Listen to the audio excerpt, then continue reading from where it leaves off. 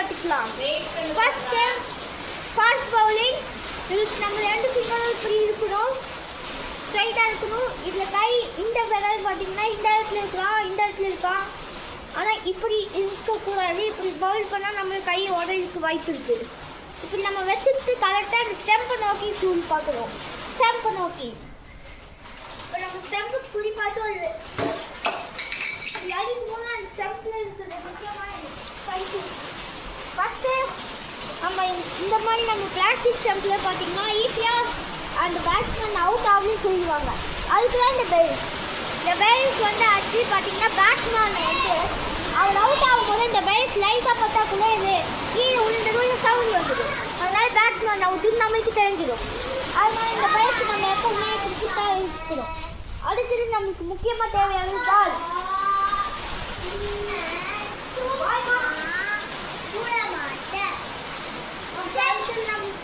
பேட்ஸ்மேனோட பேட்ல தான் இது இப்போ நம்ம பேட்ஸ்மேன் பார்த்தீங்கன்னா நம்ம இப்போ இங்கே வைக்கிறோம்னு வச்சுக்கோங்க.